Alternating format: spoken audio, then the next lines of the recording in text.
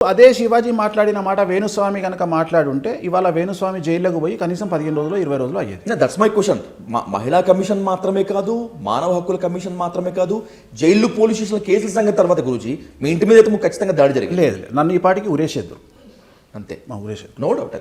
ఎందుకంటే అప్పుడు మహిళా కమిషన్ టకటకటకటక 7 సీకులు జైలు, 7 సీకులు జైలు, వేణుస్వామికి ఉరి శిక్ష, మరణ శిక్ష, ఇంకా ఐక్యరాజ్య సమితి ఇప్పుడే వచ్చింది, ఇప్పుడే మాదాపూర్లో దిగింది ఐక్యరాజ్య సమితి స్పెషల్ ఫ్లైట్లో, బేగంపేట ఫ్లైట్లో. చంపేస్తారు, 10 నిమిషాలు చంపేస్తారు, 20 నిమిషాలు చంపేస్తారు, అరెస్టులు, డిస్కషన్లు, ప్రైమ్ టైం ఏదిరా ఒక్క భార్యాభర్తల జాతకం చెప్పినందుకు. నీ అమ్మాయి ఎల్ఎంలు అంటే దిక్కు లేదు, డిఎంలు అంటే దిక్కు లేదు, పిఎంలు అంటే దిక్కు లేదు అమ్మాయిలను. అంటే ఇలాంటప్పుడైనా మీకు అనిపించదా? నేను ఏమంటున్నా, మీకు ఒక పార్టీ షెల్టర్ తీసుకుంటే, ఒక పార్టీ మన భుజం కాస్తే బాగుంటుంది అని చెప్పి అనుకోరు అప్పుడైనా? నేను ఒక విషయం చెప్పన్నా, మీకు సూపర్ స్టార్ హీరో కనిపిస్తాడు, నాకు సినిమా ఫెయిల్ అయిన తర్వాత ఇంట్లో మందు తాగుతూ 3 నెలల పాటు బయటికి రాని హీరో కనిపిస్తాడు. మీకు రేంజ్ రోవర్లో తిరిగే హీరోయిన్ కనిపిస్తుంది. తను సంపాదించిన సకలం తన అన్నదమ్ములకు, అక్కజెల్లెళ్లకు, తల్లిదండ్రులకు సమర్పించుకుని రోడ్డు మీద తినడానికి తిండి లేకుండా లోన్లు కట్టడానికి ఏడుస్తున్న హీరోయిన్ కనిపిస్తుంది వేణుస్వామికి.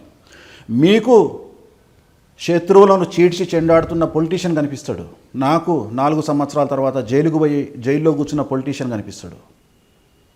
సో మీ విధానం వేరు, నా విధానం వేరు. నేను జాతకపరమైనటువంటి దృష్టితో మాత్రమే చూస్తా. నేను కాలానుగుణంగా జాతకాన్ని బేస్ చేసుకుని మాట్లాడతా. ఇవాళ తొడగొట్టే వాళ్ళందరూ రేపు బలి కావలసిన వాళ్ళే. ఎందుకంటే కలియుగంలో ఒక దెబ్బ తిన్నవాడు ఎవ్వడు ఊరుకోడు. నాకంటూ మంత్రమార్గం ఉంది, తంత్రమార్గం ఉంది, నన్ను నా అమ్మవారు కాపాడుతుంది అనే కాన్ఫిడెన్స్తో నేను ఉన్నా తప్ప వేరే వాళ్ళు నాలాగా ఎందుకుంటారు? ఎక్కడో దగ్గర బరస్ట్ అవుతారు కదా. బరస్ట్ అయినప్పుడు మనిషి ఏం చేస్తాడు? పిల్లిని రూమ్లో వేసి కొట్టినప్పుడు పులి అవుతుంది, చేస్తుంది. నా కాన్ఫిడెన్స్ లెవెల్స్ ఏంటంటే, నేను అమ్మవారిని పూజిస్తా కాబట్టి నన్ను అమ్మవారు రక్షిస్తుంది అనే ఉద్దేశంతో నేను ఇంత చల్లగా తడిపట్టేసుకొని పండుకున్నా. కానీ వేరే వాళ్ళకి ఆ పరిస్థితులు ఉండవు. నాకు షెల్టర్ అవసరం లేదు, నా షెల్టర్ నా అమ్మవారే, నాకు అవసరమే లేదు షెల్టర్. నాకు నా అమ్మవారే షెల్టర్ ఇస్తుంది, ఆమె చూసుకుంటుంది. సో నాకు సంబంధించినంత వరకు నేను తప్పు చేస్తున్నా లేదా? నేను ఒక జాతకం చెప్పుకున్నా, జాతకాన్ని వ్యక్తిగతమైన అంశాలతో ముడిపెట్టి నీ ఇష్టం వచ్చినట్టు నువ్వు ఇష్టం వచ్చిన రాజు చేసినావు, చేసుకో, ఏమవుతుంది ఆడ? నేను తప్పే చేయలే, తప్పు చేయనప్పుడు ఏమవుతుంది? రెండవది, నేను విమర్శించవచ్చు. ఇప్పుడు నేను ఒక ఎగ్జాంపుల్ చెప్తా.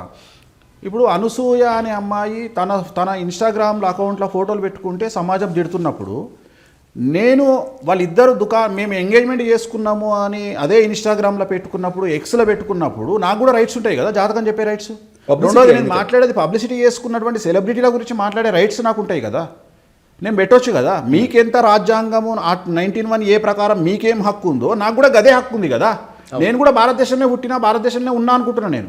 కాకపోతే భారతదేశం వేరు, తెలుగు రాష్ట్రాలు వేరు ఇక్కడ. ఎందుకంటే భారతదేశంలో 2+2 = 4 అయితే తెలుగు రాష్ట్రాల్లో 2+2 = 5. అది కేవలం మీ ఒపీనియన్లోనే, అందరి ఒపీనియన్లా.